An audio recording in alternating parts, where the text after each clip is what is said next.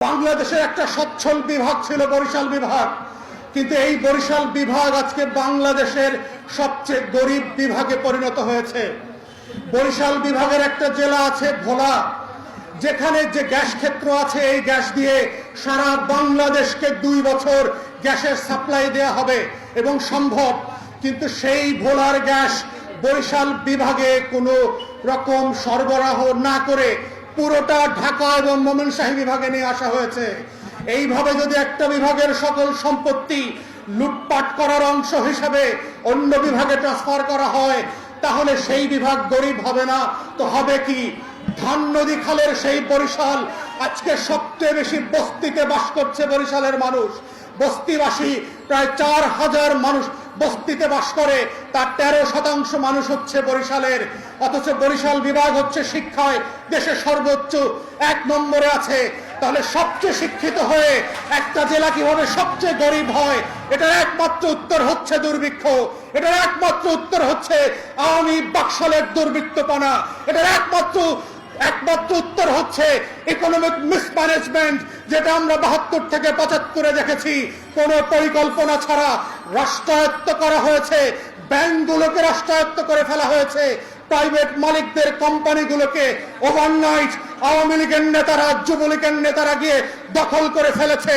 বাংলাদেশের গরিব মানুষের জন্য জাহাজ ভর্তি করে যারা সাহায্য পাঠিয়েছে সারা পৃথিবীতে, সেই জাহাজ চট্টগ্রাম বন্দরে নোঙ্গর করতে দেয় নাই।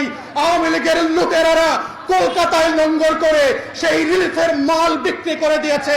এর নাম হচ্ছে আওয়ামী লীগ। বাংলাদেশে দুর্ভিক্ষের কারণ হচ্ছে আওয়ামী লীগ, এই দ্বিতীয় বাকশাল। যারা মনে করছে বাকশালের উন্নয়নের গল্প আপনারা শুনছেন, বাকশালের উন্নয়ন মানেই হচ্ছে দুর্ভিক্ষ, বাকশালের উন্নয়ন মানেই হচ্ছে ডাস্টবিনে কুকুর বিড়ালের সাথে মানুষের খাওয়ার চিত্র। বাকশালের উন্নয়ন মানে হচ্ছে 72 থেকে 75-এ দেখেছি মেয়েরা মাছ ধরার জাল দিয়ে লজ্জা নিবারণ করেছে, কাপড় খুঁজে পায় নাই।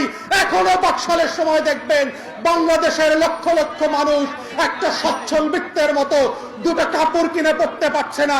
এটা হচ্ছে বাকশালের উন্নয়ন। এই উন্নয়ন আগে যেমন দেখেছি এখনো দেখতে পাচ্ছি।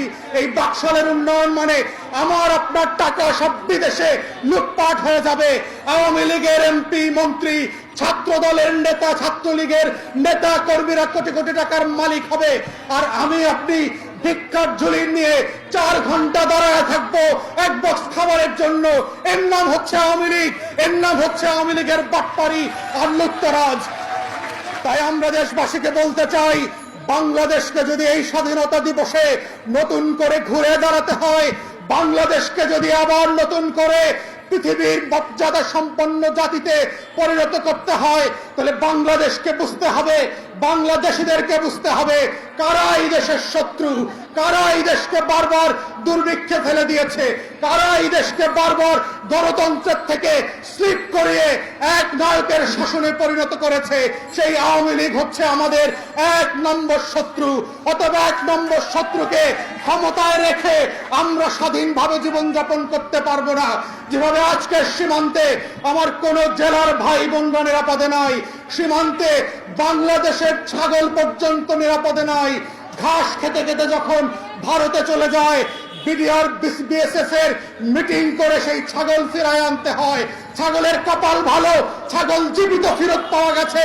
বনি আদমের কপাল ভালো না, আজকেও বিএসএফ এর গুলিতে 2 জন বাংলাদেশি হত্যা করা হয়েছে। এটাই হচ্ছে আপনার স্বাধীনতা দিবসের পুরস্কার আওয়ামী লীগের পক্ষ থেকে। এরা আমার শত্রু, আপনার শত্রু। এই জাতীয় শত্রুকে বিতাড়িত করতে হবে গণ আন্দোলনের মধ্য দিয়ে।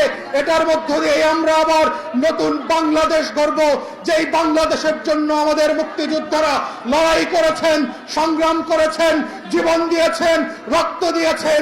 এটাই আজকের দিনের স্বাধীনতা দিবসের 53তম বার্ষিকীতে এবি পার্টির পক্ষ থেকে আমাদের ওয়াদা আপনাদের কাছে এবং জাতির কাছে।